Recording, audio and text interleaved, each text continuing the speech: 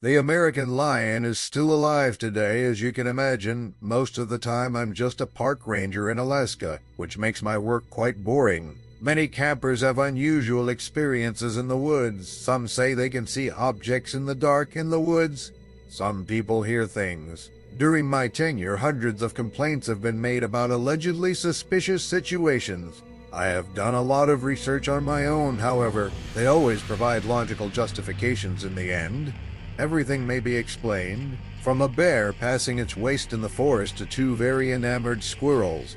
You may have looked at the American lion's Wikipedia page by now. It may have previously told you that it was up to 8 feet tall. It was 25% bigger than the current lion, as you may know. It is possible that you are aware of its half-ton weight, potentially more deadly claws than a saber tooth, and its extensive range throughout the United States. You may even be aware that it caused a delay in the human migration over the Bering Sea, because it pursued us. All of this is well known, not a bunch of bullshit. Anyone who is prepared to look for it may find it. The animal's remains were found in the La Brea tar pits in present-day Los Angeles, and its identity was determined using mitochondrial AA. They could stand up to 12 feet tall on their hind legs, according to cave markings, according to current estimations. They vanished off the face of the earth around 11,000 years ago, most likely by us. One information, however,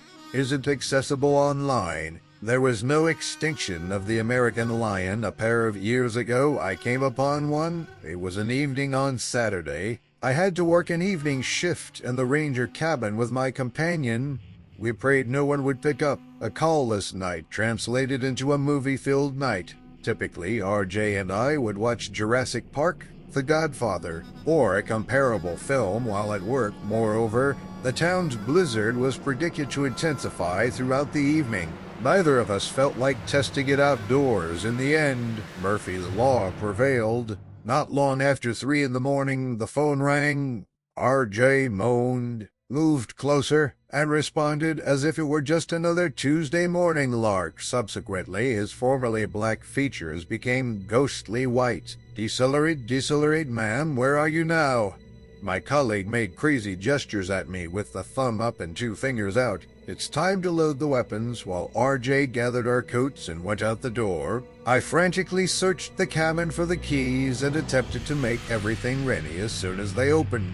Sheets of white ice whipped at our exposed faces from every angle. We are now on our way there. Put pressure on the injury. As I climbed inside and turned the keys in our 4-wheel drive, he turned to face me and attempted to muffle the receiver. We're going to need an ambulance. Duck and Matt. RJ attempted to keep the lady on the phone and gave me the location like a drill sergeant. Through the phone, I could hear her desperate sobbing. It sounded awful. He is cut open, he's gushing blood. It was enormous, very large, sir. It was clear we had avoided the worst of the carnage as we drew up to the little campground. A horrifying path of blood ran from the fireplace to the cabin, seeping into the snow. I unlocked the door and parked the vehicle. I then let off a shot into the air. I figured the sound of shooting would scare off any predators. RJ silently backed out of our SUV. Following my lead, most of our visibility was obstructed by the snow, but it seemed like there was a clear way to the cabin, like a GG soldier. He made a signal with 2 fingers over his shoulder. I foolishly took his lead. We were ambushed when we were approximately halfway to the cabin. Standing 2 feet in front of me stood my buddy. It was too late before I spotted the beast.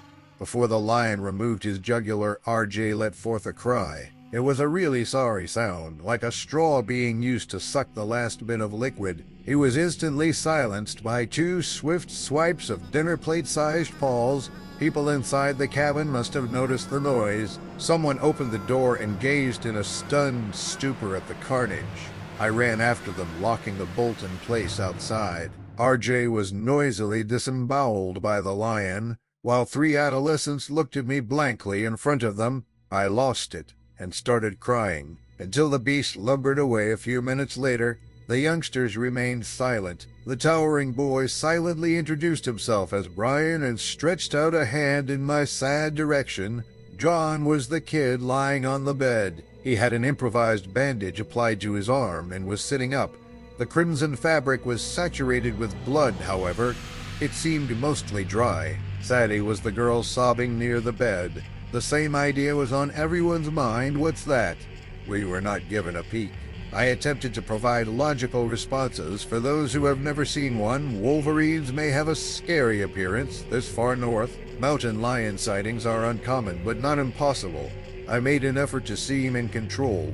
I made an effort to contain my shock at what had just transpired. For a moment, Sadie didn't think it possible. That creature dwarfed a mountain lion in size. You observed it. What's that?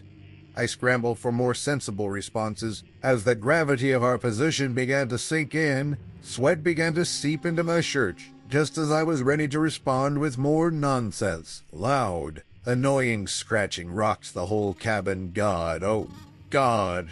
John heard it whine. It knows we're in here. Why would it act in this way? Did it not just eat? Pleaded with Brian, whispering, "It's just for fun."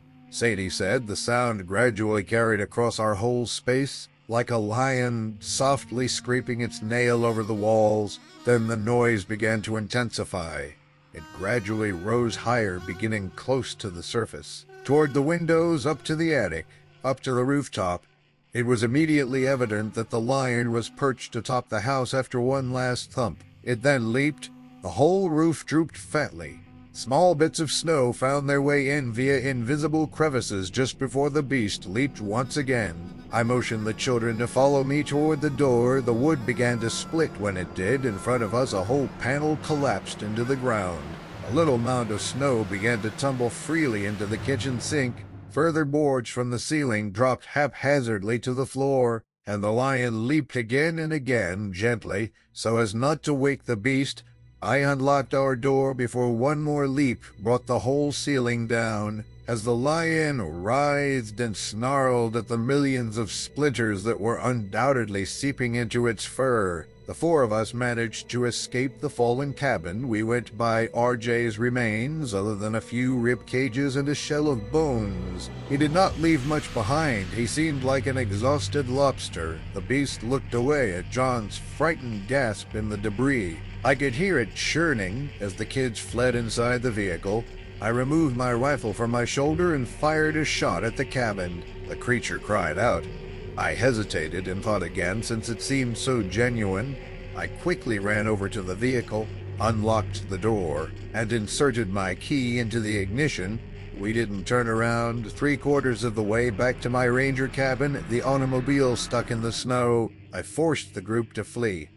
I had the impression that it was observing us, waiting for a better chance to present itself. I set off every single goddamn alarm I had when we returned.